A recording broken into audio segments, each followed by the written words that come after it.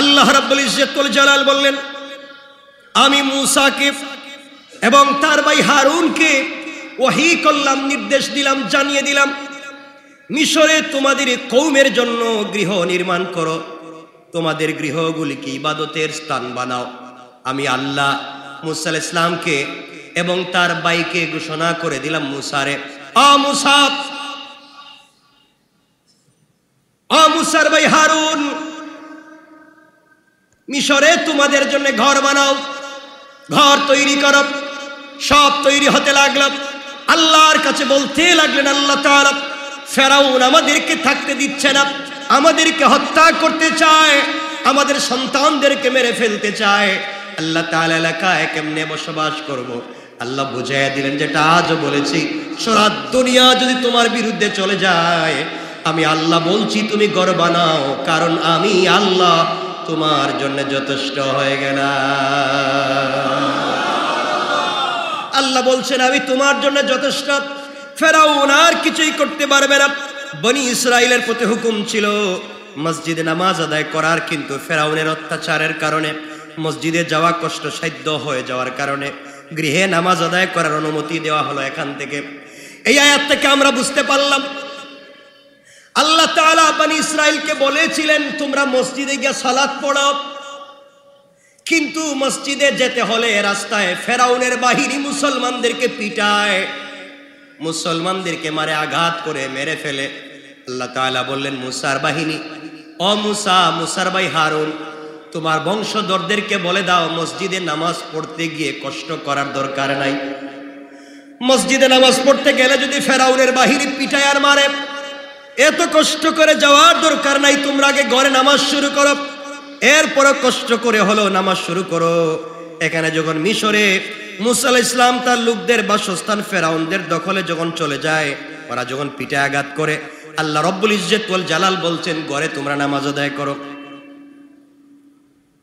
আমার মুসলমান বন্ধুগণ, এখান থেকে আরেকটা কথা আল্লাহ বুঝাতে চাইলেন, ওয়াবাশশিরিল মুমিনিন, আমি তো সুসংবাদ দিয়ে দেন মুমিনদেরকে, এরপরেও যারা কষ্ট করে ঘরে হলেও সালাত আদায় করবে, আমি আল্লাহকে ভুলে যাবে না, অচিরেই তাদের জন্য আমি আল্লাহ রেখে দিয়েছি মহা সুসংবাদ। পড়েন সুবহানাল্লাহ। আল্লাহ রাব্বুল ইজ্জত ওয়াল জালালের পরে হঠাৎ করে একদিন মূসা আলাইহিস সালামকে জানিয়ে দিলেন, কোরআনে কারীমের 44 নম্বর সূরা, সূরা দুখানের 23 নম্বর আয়াত থেকে আল্লাহ বললেন, ফাআসরি বিইবাদি লাইলান ইন্নাকুম মুত্তাবাউন। আল্লাহ রাব্বুল ইজ্জত ওয়াল জালাল বললেন, আমার বান্দাদেরকে নিয়ে রাতের বেলায় বেরিয়ে পড়ো, তোমাদের পশ্চাৎ বন করা হবে, তোমাদের পিছনে পিছনে লোক লাগিয়ে দেওয়া হবে।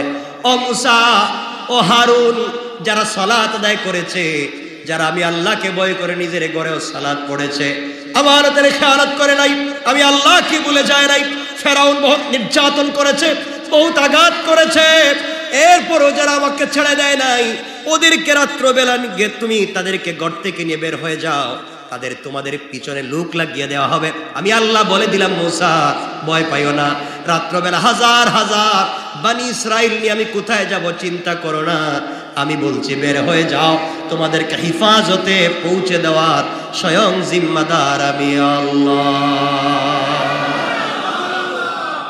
কেমন আল্লাহ, চিন্তা করে। এই আয়াত, এই কথা ঘোষণা হয়ে যাওয়ার পরে কষ্ট হচ্ছে আপনাদের? হযরতে মূসা আলাইহিস সালাতু ওয়াস সালাম বনি ইসরাইলকে নিয়ে মিশর থেকে সিরিয়ার দিকে বের হয়ে পড়লেন। রাত্রবেলা ঘর থেকে বের হলেন, বনি ইসরাইলদেরকে নিলেন, বের হয়ে গেলেন, মিশর থেকে সিরিয়ার দিকে যেতে লাগলেন। ফেরাউন তাদের মিশর থেকে বাহির হয়ে যাওয়ার খবর শুনতে পেয়ে অত্যন্ত পেরেশান। এই খবর ছড়িয়ে পড়ল, ফেরাউন জানতে পারল মূসা বনি ইসরাইলকে নিয়ে মিশর ছেড়ে দিয়ে চলে যাচ্ছে। খবর জানতে পেরে সে অতি দ্রুত বিশাল সেনাবাহিনী নিয়ে বনি ইসরাইলকে সমূলে বিনাশ করে দেওয়ার জন্য পিছনে পিছনে ছুটলো।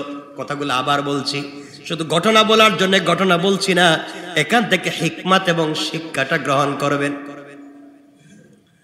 বিশাল এক বাহিনী ফেরাউন পুরা দুনিয়ার ক্ষমতাধর বাদশাহ, সে যখন জানতে পারলো বনি ইসরাইলকে নিয়ে মুসা চলে যাচ্ছেন মিশর থেকে সিরিয়ায়, খবর পাওয়ার পরে হাজার হাজার লক্ষ লক্ষ সেনাবাহিনী নিয়ে মুসা আলাইহিস সালামকে ধরবার জন্য বের হয়ে গেল।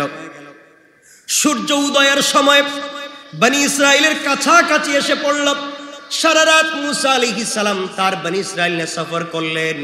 সূর্য উদয় হয়ে যায়, সকাল হয়ে গিয়েছে, সূর্য উঠে যায় এমন সময়ে বনি ইসরাইলের পাশাপাশি ফেরাউনের বাহিনী চলে আসলো। একটা বর্ণনায় পাওয়া যায় 16 লক্ষের অধিক সৈন্য, আর বনি ইসরাইল শিশু মহিলা বাদ দিয়ে মাত্র 4 লক্ষ। আমার বন্ধুগণ, ফেরাউন নিয়ে বাইর হইছে কত লাখ? 16 লাখ। ফেরাউন কত লাখ নিয়ে বাইর হইছে? 16 লাখ সেনাবাহিনী নিয়ে ফেরাউন বের হয়েছে মুসাকে ধরবে। আর মুসা আলাইহিস সালাম নারী শিশু বাদ দিয়ে নিরীহ মানুষ আছে তার সঙ্গে 4 লাখ। কয় লাখ? 4 লাখ মানুষ, নিরীহ নিরস্ত্র 4 লাখ মানুষ, পিছনে 16 লাখ। হাঁটলেই তো মেরে ফেলবে। কথা বলেন না কেন? অস্ত্র নাই, খাবার নাই, কিছু নাই, হাঁটতে লাগলেন। আমার বন্ধুগণ, পিছনে ফেরাউনের বিশাল দাঙ্গাবাজ বাহিনী। বনি ইসরাইল দেখে ভয় পেয়ে গেল। মুসার কাছে গিয়ে বলছে, মুসা, তোমার কথায় ঘর বাড়ি ছেড়ে বের হলাম, যার ভয়ে যে আমাদেরকে মেরে ফেলবে, যার ভয়ে বের হয়েছি, সে আমাদের পিছনে চলে এসেছে।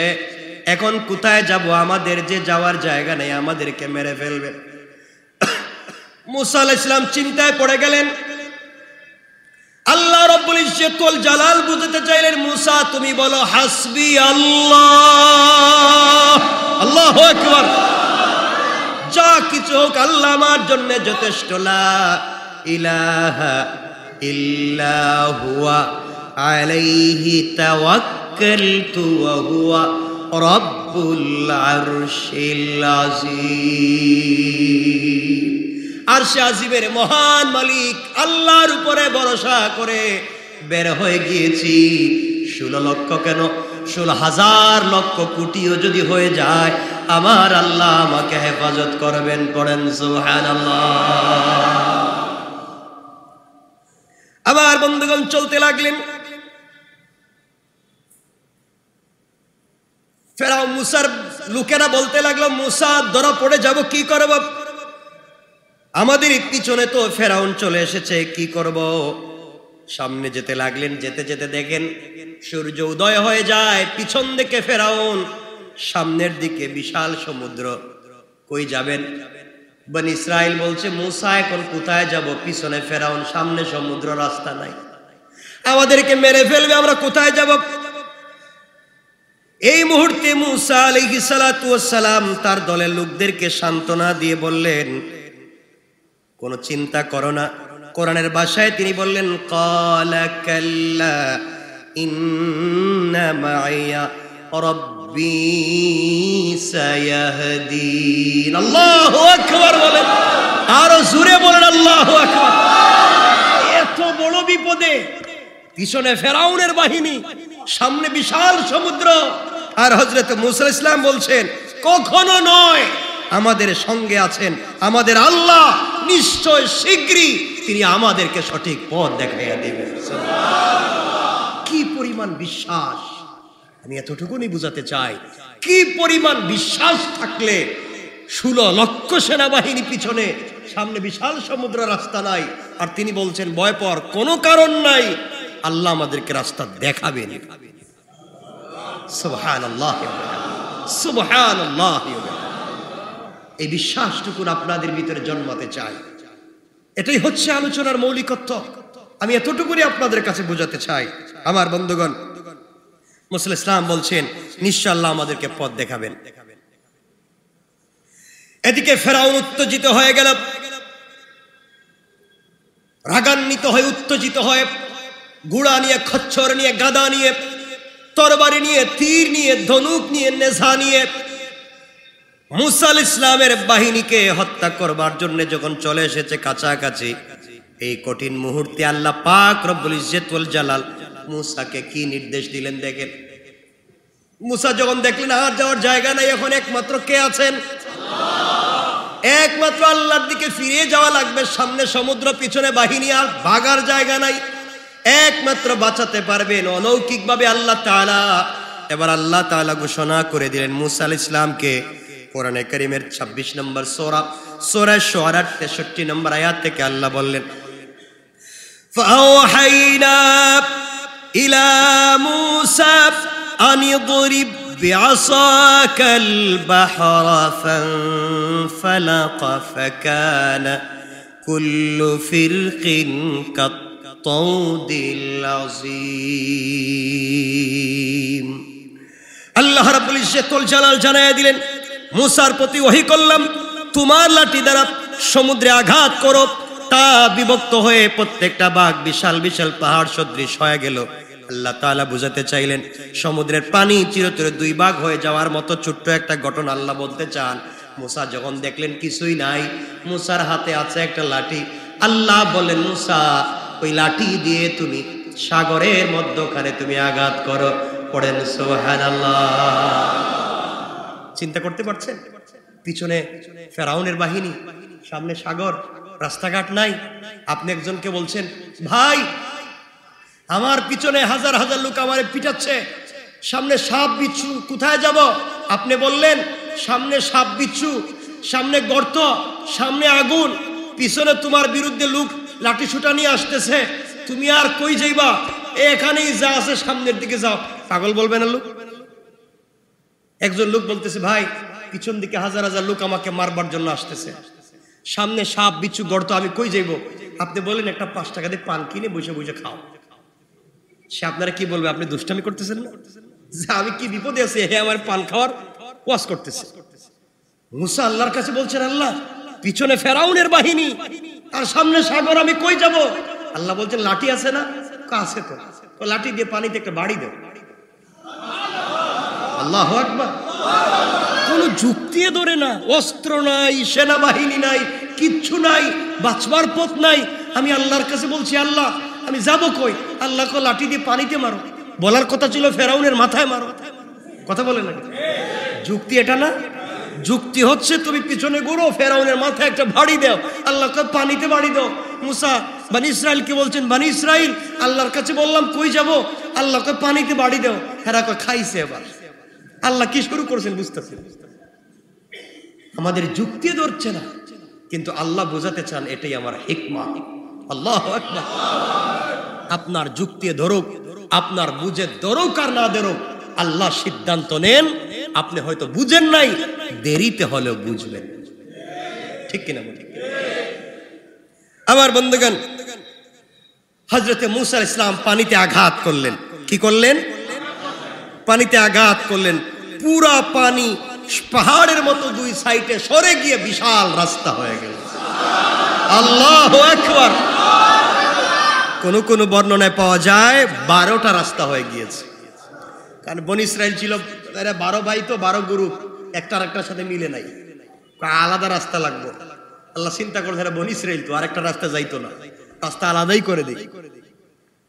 আমার বন্ধুগণ, হযরতে মূসা আলাইহিস সালাম তার বাহিনী নিয়ে আস্তে আস্তে করে সবাই নিয়ে তিনি চলে গেলেন। ফেরাউনের বাহিনী এসে দেখলো কি চমৎকার রাস্তা। আর এই রাস্তা তো আমরা বানাই নাই, এটা বানাইলো কে? কোন কোম্পানি বানাই দিয়ে গেল? কোন দেশের পাবলিক এই কাজটা করলো? বিশাল সমুদ্রের মধ্যখানে রাস্তাঘাট আমরা তো জিন্দেগিতেও দেখি নেই। এরা ফ্রি ফ্রি সার্ভিস তো সবাইকে উঠছে। আল্লাহু আকবার বললেন না? তারা ফেরাউন সবার সামনে বিশাল বাহিনী নিয়ে সবাই নামছে। তারা নামছে, এদিকে হযরত মূসা আলাইহিস সালাম উঠে গিয়েছেন, নদী পার হয়ে চলে গিয়েছেন। ফেরাউনের বাহিনী যখনই নামছে, আল্লাহ তাআলা পানিরে বলছেন, ব্যাপার কি, দাঁড়াই আছো কেন? আল্লাহ এখন কাজ কি, আগে যেভাবে ছিল এভাবেই হয়ে যাও। আল্লাহু আকবার। আগে যেভাবে ছিল এভাবেই হয়ে যাও।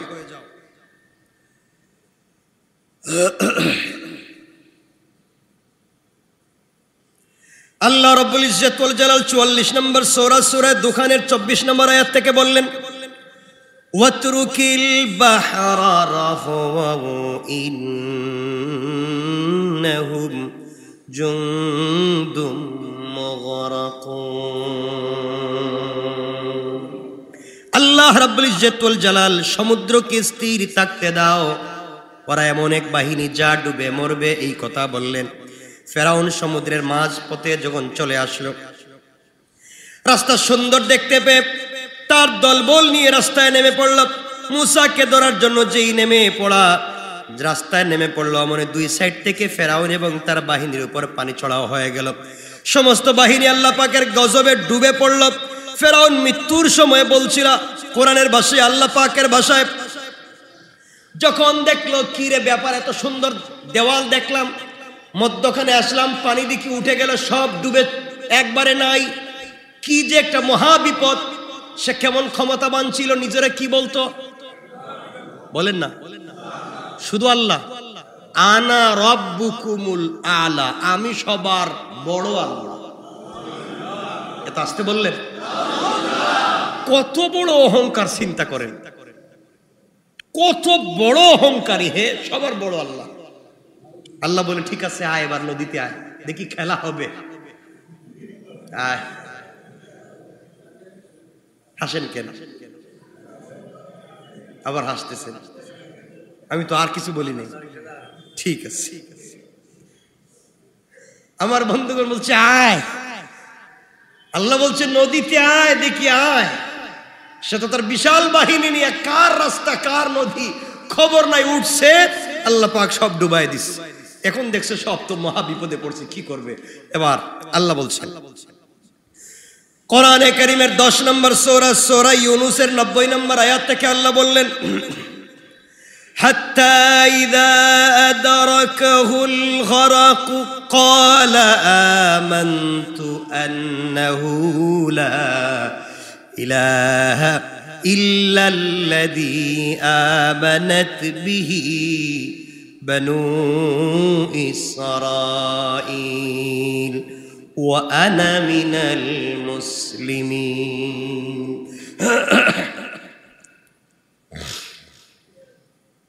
যখন সে দেখলো, কথাগুলো শুনেন, ফেরাউন যখন দেখলো আর কোনো পথ নাই, সবাই পানিতে হাবুডুবু খাচ্ছে, পানি খায়া, যে কি মাছের মতো একটা ফুটকা মাছ, না কি মাছ কয়, ফুটকা মাছ, শুধু পেট দেখা যায় আর কিছুই নেই, কি মাছ কয়, ফুটকাই। ফুটকা মাছের মতো মুটা হয়ে পড়ে রয়েছে, হাজার হাজার, তার 16 লক্ষ, সব শেষ। কোন অস্ত্র লাগছে, কোন তরবারি লাগছে, এমনি শেষ। হে চিন্তা করলো, আমি যাই কই, আমি তো আনা রব্বুকুমুল আলা, 16 লক্ষ কইতেছে, আনা রব্বুকুমুল আলা গেলা কই, বাঁচাও এখন। এখন আমিও তো বাঁচতাছি না, আমি তো নিজেই বাঁচি না, আর তোমাদেরকে কেমনে বাঁচাই?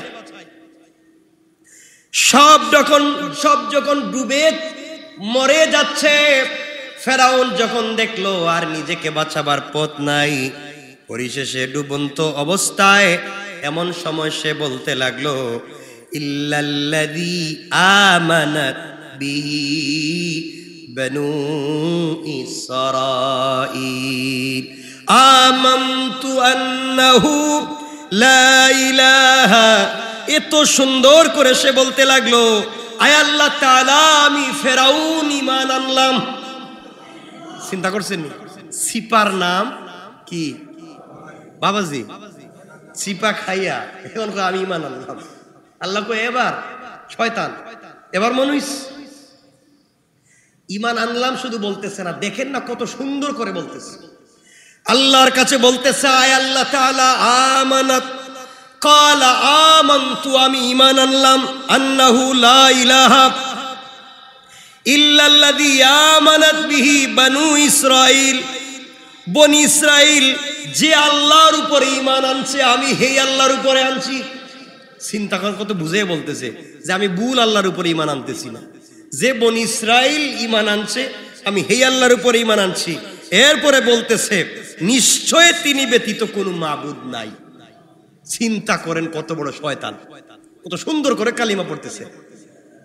এত সুন্দর কালিমা পড়লেও কি আল্লাহ ছেড়ে দিবেন মনে করছেন? তাইলে কি মনে করছেন আপনারাও শুধু কালিমা পড়লে ছেড়ে দিব আল্লাহ?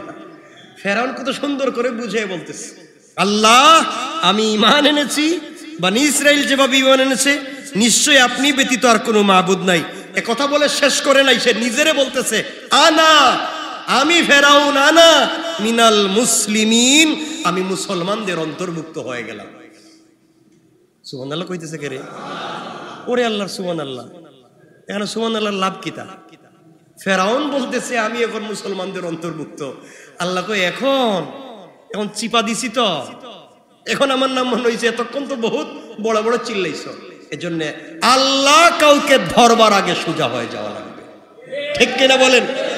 মনে রাখবেন, যারা সমাজকে বিনষ্ট করে, যারা সমাজকে নোংরা পথে নিয়ে যায়, যারা অন্যায়কারীকে সমর্থন করে সমাজকে, দেশকে, পুরো জাতিকে ধ্বংস করতে চায়, তারা যদি সঠিক পথে না আসে আর আল্লাহ যদি কাউকে ধরে তার অস্তিত্ব নষ্ট করে ছেড়ে দেয়,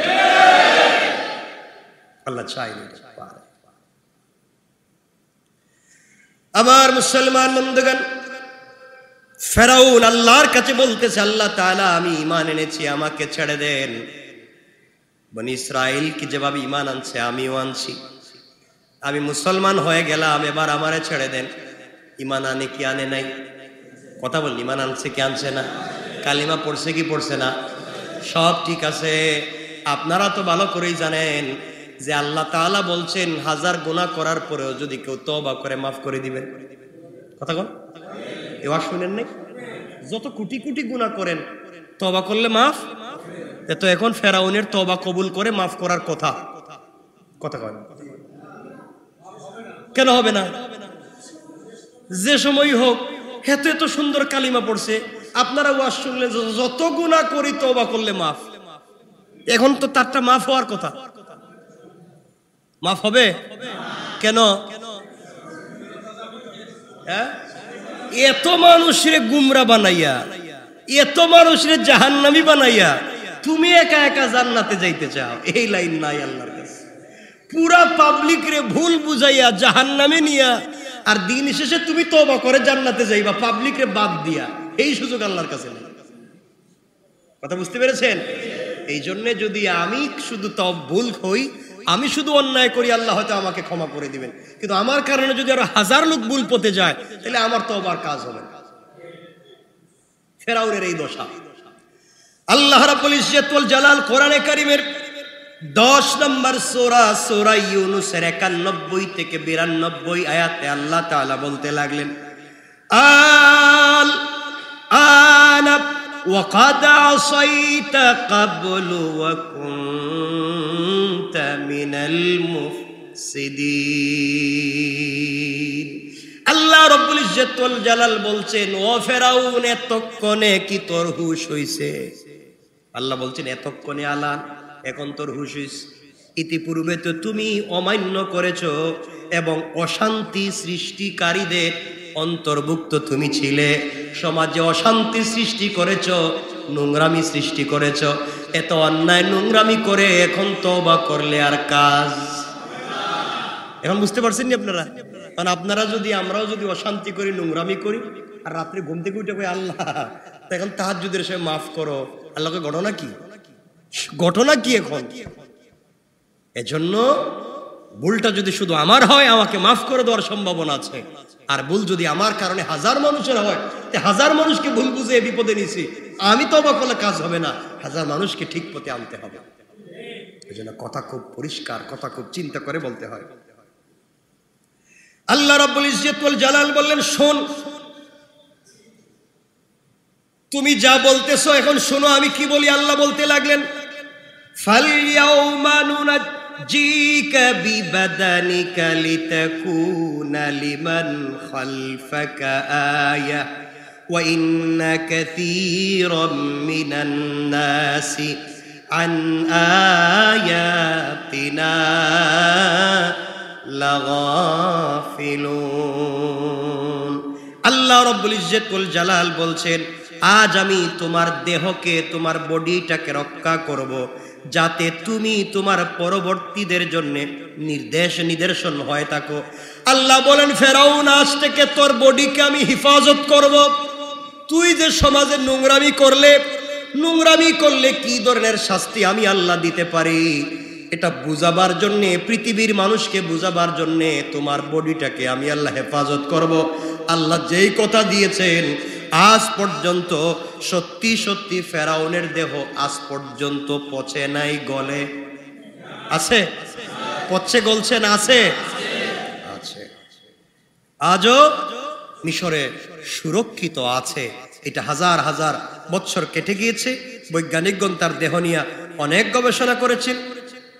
বিনা মেডিসিনে এই দেহকে এইভাবে সুরক্ষিত করে রেখেছেন কে? কেন? এটা হচ্ছে পাপের শাস্তি। পাপ করলে এভাবেই হয়। আমার বন্ধুগণ, হজরতে লম্বা আলোচনা আমরা সংক্ষেপ করতে চাই। রাত্র 10:30। বনি ইসরাইল নিরাপদে সমুদ্র পার হয়ে পৃথিবীর ইতিহাসের সব থেকে বড় খোদাদ্রোহী কাফেরকে আল্লাহ যেদিন ধ্বংস করে, বনি ইসরাইল তথা মুসলমানদের সংকটকে দূর করে পৃথিবীর বুকে তৌহিদের জান্দা বুলন্দ করলেন যেই দিন, সেই দিনটা ছিল 10 মুহররম। বলেন 10 মুহররম আশুরা।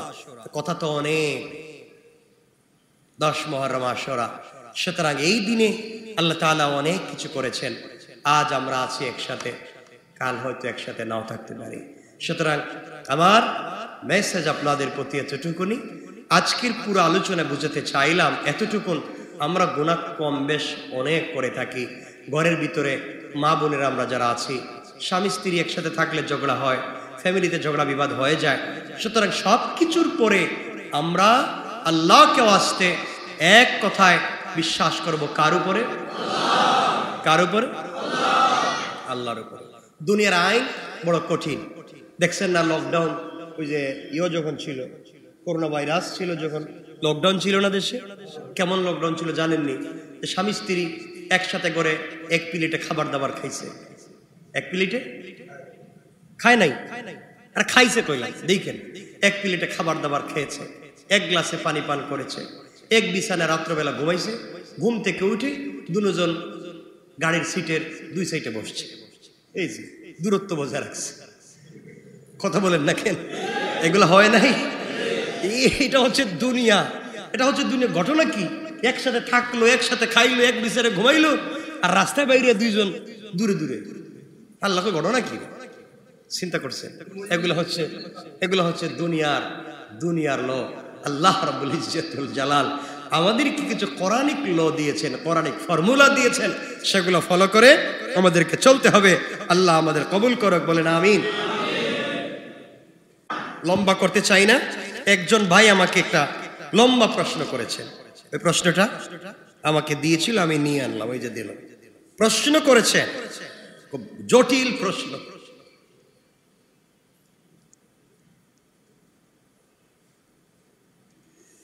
তিনি প্রশ্ন করেছেন, কি যে লেখছে,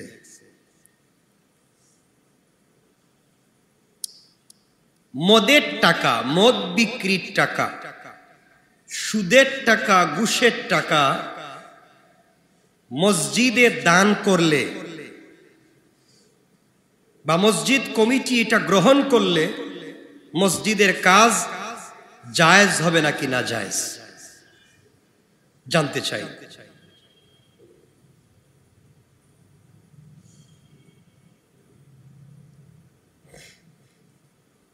কথা কি বুঝতে পেরেছেন? ভাইয়ের প্রশ্ন হলো, মদ বিক্রির টাকা, সুদের টাকা, ঘুষের টাকা, এই টাকাগুলো যদি মসজিদে দান করে মসজিদের কোনো কাজে লাগানো যাবে কি না? আপনারা এক কথায়, আপনারা আগে উত্তর দিয়ে দেন। এক কথায় উত্তর, যাবে কি যাবে না? বলেন। যাবে না। আপনারা বলছেন। মনে রাখবেন, যেই জিনিস হারাম ইসলামের দৃষ্টিতে, যেই খাবার হারাম, তার বেচা কিনা হারাম, তার পয়সাও হারাম, এই পয়সায় ভালো কাজ করাও হারাম, একবারে হজ করাও হারাম। কথা বলেন। এখান থেকে আমি বলি, কোন মসজিদ কমিটি বা মসজিদ কর্তৃপক্ষ যদি জানে যে এই ব্যক্তির টাকা মদের টাকা, মদ ব্যবসার টাকা, হারাম টাকা, ঘুষের টাকা, সুদের টাকা, অথবা একজনকে চুরি করে ডাকাতি করে ঠকিয়ে এনেছে টাকা, এই টাকা যদি মসজিদে দান করে, যে দান করেছে সে মারাত্মক অন্যায় করেছে, যে গ্রহণ করেছে সে আরো বড় অন্যায় করেছে। কিন্তু সমস্যা হচ্ছে আজকালকে গ্রামগঞ্জে গেলে দেখবেন মসজিদ কমিটিতে যারা আছে এরা সব থেকে বড় বদমাইশ আর চুর। কথা বলেন না কেন? গ্রামগঞ্জে গেলে আপনারা এটা পাবেন। গ্রামের সব থেকে বড় সর্দার সে হচ্ছে গ্রামে চাঁদাবাজি করে, পাবলিককে ঠকাইয়া খায়, ঘুষ খাইয়া বিচার করে। কথা বলেন না কেন? ঘুষ খেয়ে বিচার করে, পাবলিকের জায়গা জমি দখল করে, মানুষের রাস্তাঘাট বন্ধ করে, মাস্তানি করে, চুরি করে টাকা মারে, মানুষের আমানত নষ্ট করে। এই সব কিছু যে মেরে খায় সে দেখবেন মসজিদের দায়িত্বশীল। এই ব্যক্তি যদি মসজিদের দায়িত্বশীল হয় তাহলে মদের টাকা যে ব্যক্তি দিতেছে তাহলে এমন ব্যক্তির কাছেই তো দিবে। সুতরাং আজকালকে সব জায়গায় মসজিদ মাদ্রাসার কমিটি বুঝবার আগে দেখবেন ও চুর, ডাকাত, বদমাশ, মানুষ ঠকিয়ে এনেছে কিনা এটা আমাদের জানা সব থেকে বড় দরকার।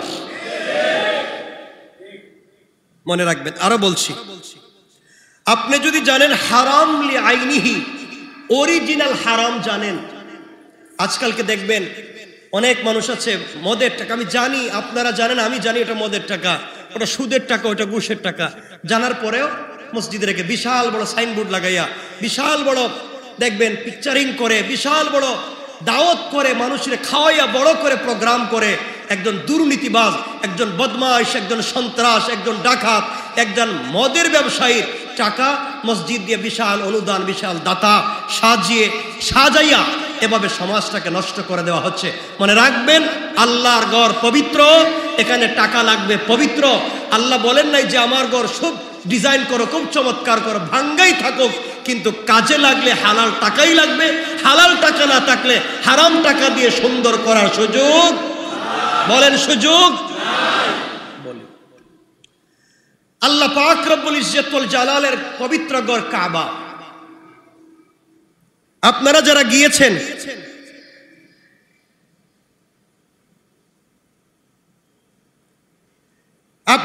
গিয়েছেন কাবায়, মূল ঘর থেকে একটা দেওয়ালের মতো একটা জায়গা ঘুরানো আছে, হাতিমে কাবা আসেনি? কথা বলেন না কেন? কেন এটার ইতিহাস জানেননি? বলতে পারবেন? এই ভাই বলতে পারবেন? এই যেভাবে ঘুরানো আছে দেওয়ালের মতো দেওয়া, মূল কালো ঘরটা থেকে ফাঁকা, জানা আছে কারো কেন এটা করা? যখন হযরতে নূহ আলাইহিস সালামের প্লাবনে সব ধ্বংস হয়ে গেল, ইব্রাহিম আলাইহিস সালাম এটাকে সংস্কার করলেন। রাসূল পাক সাল্লাল্লাহু আলাইহি ওয়াসাল্লামের বাপ দাদার সময় যখন আসলো, তখন ঘরটাকে সংস্কার করে বড় করার সিদ্ধান্ত হলো কাবা ঘর বড় করবেন। কিন্তু কাবা ঘর সংস্কার করে বড় করতে গেলে পয়সা লাগবে। কি লাগবে? না পয়সা ছাড়া বড় করা যাবে? পয়সা লাগবে। তৎকালীন জমানার ওই সময়কার মানুষ, ওই সময়কার আবু জেহেলদের সময়কার মানুষ যখন কাবা ঘর সংস্কার করতে চাইলো, তখনও তারা বলছে এটা আল্লাহর ঘর, এখানে হারাম টাকা দিয়ে সংস্কার করা যাবে না। ওই হারাম টাকা দিয়ে সংস্কার করা যাবে না। কোটি কোটি টাকার মালিক ছিল, অনেক মানুষ কাবা ঘরে টাকা দিয়া ঘরকে বড় করতে চাইলো, কিন্তু ওই সময় হারাম টাকা লাগানো যাবে না, বিদায় অর্ধেক দেওয়াল করে রাখা হয়েছে। এরপরে হারাম টাকা দিয়ে ঘর করা হয় না। আল্লাহু আকবার। চিন্তা করছেন এখন এইভাবে দেওয়ালটা আছে না? যে না, আল্লাহর ঘরে এভাবেই থাকুক, অর্ধেক দেওয়াল থাকুক, ভাঙ্গাই থাকুক, এভাবেই নামাজ পড়বো, এরপরেও যাই না শুনে হারাম টাকা লাগাবো না। আজ আমাদেরকে প্রতিজ্ঞা করতে হবে, আমরা মসজিদ মাদ্রাসায় হারাম টাকা লাগাবো। যারা লাগায় হারাম টাকা, যারা মসজিদ মাদ্রাসায় লাগায় আর হারাম যারা দান করে, এদেরকে যারা ইনভাইট করে, দাওয়াত করে, বিশাল অবস্থান তৈরি করে, যারা এই সমস্ত কাজ করে, এরা হচ্ছে এই সমাজের সব থেকে খারাপ মানুষ। ঠিক কিনা? খারাপ। মনে রাখবেন কেন বলছি, আমার কথাগুলো শুনেন। বুখারীর সহিহ রওয়ায়াত, বুখারী সহিহ রওয়ায়াত, আল্লাহ হচ্ছেন ইন্নাল্লাহ তাইয়্যিব, আল্লাহ হচ্ছেন পবিত্র। লা ইয়াকবালু ইল্লা তাইয়্যিবা, আল্লাহ অপবিত্র কোনো জিনিস গ্রহণ করেন না, কবুল করেন না। আল্লাহ পবিত্র, পবিত্র ছাড়া কোনো জিনিস কবুল করেন না। ঘর আল্লাহর, যা হবে পবিত্র হবে। অপবিত্র কোনো জিনিস দিয়া ঘর সাজিয়ে কোনো লাভ নাই। আরেকটু শোনেন, ইন্নাল্লাহ ইযা হাররামা শাই হাররামা সামান, যে জিনিস হারাম, ছোট হোক বড় হোক, যে জিনিস, বলেন না, যে জিনিস হারাম তার বেচা কিনা হারাম। ইসলামিক দৃষ্টিতে আমরা আলোচনা করতেছি কোরআন হাদিসে, ইসলামিক দৃষ্টিতে যে জিনিস হারাম তার বেচা কিনা, তার টাকা পয়সা হারাম। আপনাদেরকে আরেকটু সহজ করে বলি, কত কথাই তো মনে পড়তেছে, সব কথা তো আর বলা যাবে না। আল্লাহ রাব্বুল ইজ্জত ওয়াল জালাল যারা হারাম ব্যবসা করে, বিশেষ করে মদ, আল্লাহ এদের উপরে লানত করে। ইন্নাল্লাহ লা'না, আল্লাহ লানত করেছেন বিল খামারি আশারা, মদের ব্যবসার সঙ্গে জড়িত 10 গ্রুপ মানুষের উপরে আল্লাহ লানত করেছেন। আবারও বলছি, মদের ব্যবসার সাথে জড়িত 10 গ্রুপ মানুষের প্রতি আল্লাহ লানত করেছেন। কে লানত দিবেন? সবাই বলেন কে? তাহলে এই জাইনা শুনে যদি মদের টাকা এনে মসজিদে ঢুকাই দেন, এই ভাইয়ের বাড়ি কই? যে ভাই প্রশ্ন করছে আসেনি, আল্লাহ জানে। এখানে চেহারা তো দেখতেছিল, ছিল তো, দেখলাম না এখানে বসা আছে কর্নারে, হয়তো বসে রয়েছে, দেখতেছি না।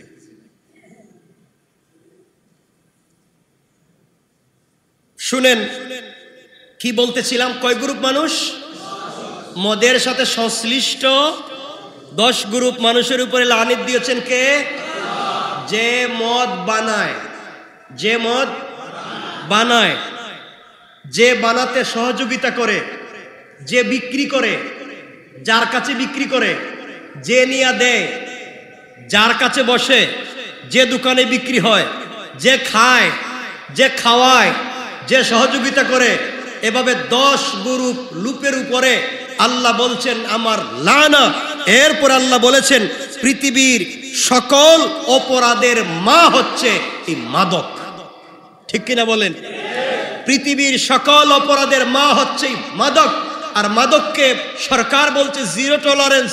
আর এই মাদককে আমরা বলছি মাদককে না বলুন, মদকে না বলুন, মাদককে না বলুন। এরপরে মদ, আর কি বলেন, ইয়াবা, বাবা, এগুলোর নামও তো জানি না, ফেন্সিডিল, এগুলাকে না বলুন।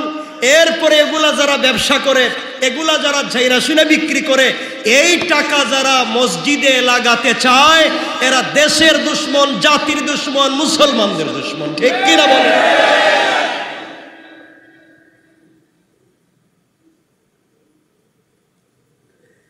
আল্লাহ রাব্বুল ইজ্জত ওয়াল জালাল বলছেন হাল্লাল্লাহুল বাইআ ওয়া হাররামার রিবা, আল্লাহ ব্যবসাকে করেছেন হালাল আর সুদকে করেছেন ডাইরেক্ট। আল্লাহ যেটারে হারাম করছেন আপনি ওটাই করতেছেন। আমার কথা খুব কষ্ট পাইতেছেন মানে আপনারা? একটু হাত তুলে দেখান না, কারা কারা কষ্ট পাচ্ছেন? ওরে আল্লাহ রে, কি ঘটনা! সুতরাং আবার বলছি ভাই, মসজিদ পবিত্র জায়গা, মসজিদ আল্লাহর ঘর, পবিত্র জায়গা। মাদ্রাসা আল্লাহর ঘর, পবিত্র জায়গা। এখানে যাই দিবেন হালাল, যাই দিবেন হালাল। আপনি চিন্তা করলেন 2, 4, 5, 10, 20 বছর মদের ব্যবসা করে ফেলি, হারাম ব্যবসা করে ফেলি, এরপরে সব বাদ দিয়া একবারে দাড়ি দুড়ি রাইখা তসবিহ হাতে নিয়ে কাবা ঘরে গিয়ে একবারে বুজুর্গ হয়ে বসে থাকবো। আল্লাহ কই তুই তো শয়তান রে, তুই তো বহুত বড় শয়তান। এই কাজটা তো ফেরাউনও করে নাই। কথা কোন না কেন? এই কাজটা তো ফেরাউনও করে নাই। এই কাজ করা যাবে না, এই কাজ করা যাবে না। আজকালকে সমাজে বিশাল একবারে লাল গালিচা সংবর্ধনা দিয়া মদের ব্যবসায়ীকে দেখবেন বিভিন্ন মসজিদ মাদ্রাসায় বিভিন্ন প্রতিষ্ঠানে বিশাল বড় সংবর্ধনা দিয়া আমাদের অমুক আসছে তমুক আসছে বক্তব্য যিনি দিতেছে, ওরে আল্লাহ, এমন এক বেচারা আল্লাহ তো কিরে শয়তান করলে ডাকি, কার কথা বক্তব্য দিচ্ছিস? হে তুই আমার জানা মতো সব থেকে জালিম। এগুলা ভুল বলতেছি? এগুলা হচ্ছে সমাজের অন্যায়, নোংরামি। এই জন্যে আল্লাহর ঘর, আল্লাহ বলেন নাই খুব চাকচিক্য করো, ভাঙ্গা থাকো, এসির দরকার নাই, ফ্যানের দরকার নাই, ভাঙ্গা থাকো, তাও হালাল টাকায় কাজ হোক। কি টাকায়? গরকার আল্লাহর ঘরে হারাম টাকা লাগানো যাবে না, এটা নিষেধ। কে করেছেন? আরো অনেক কথা। এখন আরেকটু কথা বলে দিই এখানে। সাহাবায়ে কেরাম ব্যবসা বাণিজ্য করতেন। সাহাবায়ে কেরাম তারা মাঝে মাঝে সন্দেহ হয় এমন জিনিসও ব্যবসা করতেন না। আর আমাদের তো সব 6-9 ব্যবসা, কথা কন না কেন? সব 6-9। এজন্য ভাই যাই করেন তওবা করে ফিরে আসুন, হারাম জিনিস থেকে ফিরে আসুন, মসজিদ মাদ্রাসায় হারাম দিয়েন না। আর যারা আজকালকে তো বললামই, গ্রামগঞ্জে গেলে দেখবেন চুর, ডাকাত, ফেন্সিডিল ব্যবসায়ী, এলাকার সব থেকে মাদকের স্পট হচ্ছে তার ঘরে। যে মাদক ব্যবসা করে এলাকার তরুণ জোয়ানদেরকে নষ্ট করে, এলাকার মা বোনদের ইজ্জত নষ্ট করে, এলাকার ইজ্জতি মানুষের বেইজ্জত করে, এই লোকটারে বানাইছে মসজিদের দায়িত্বশীল। গ্রামগঞ্জে গুলা নাই, কথা বলেন না কেন? এই লোকটারে বানাইছে মসজিদের দায়িত্বশীল। এজন্য তো আজ থেকে সব থেকে কষ্টের হচ্ছে, সব থেকে কষ্টের একটাই জায়গা আজকালকে সব জায়গায় মসজিদ, মাদ্রাসা, এতিমখানা, আল্লাহর ঘর, এইগুলা যদি নোংরামি চলতে থাকে সমাজ নষ্ট হয়ে যাবে। এজন্য আল্লাহকে ওয়াস্তে আমাদের সোচ্চার হওয়া লাগবে। আল্লাহর ঘরে হারাম টাকা লাগানো যাবে? সবাই বলেন না, লাগানো যাবে? মদের ব্যবসার টাকা লাগানো যাবে? যাবে না, এগুলো হারাম। যারা জাইনা শুইনা লাগায়, এর হারাম কাজ করে, কিয়ামতের দিন আল্লাহর কাছে জবাব দেওয়া লাগবে। হাজার হাজার লাখ লাখ মানুষ কিয়ামত পর্যন্ত নামাজ পড়বে হারাম টাকায় করা করে। দরকার নাই, ভাঙ্গা থাকুক। আপনি যে আছেন ভাই, উত্তর কি পেয়েছেন? আপনারা কি পাইছেন? ঠিক আছে তো? আল্লাহ আমাদের কবুল করুক।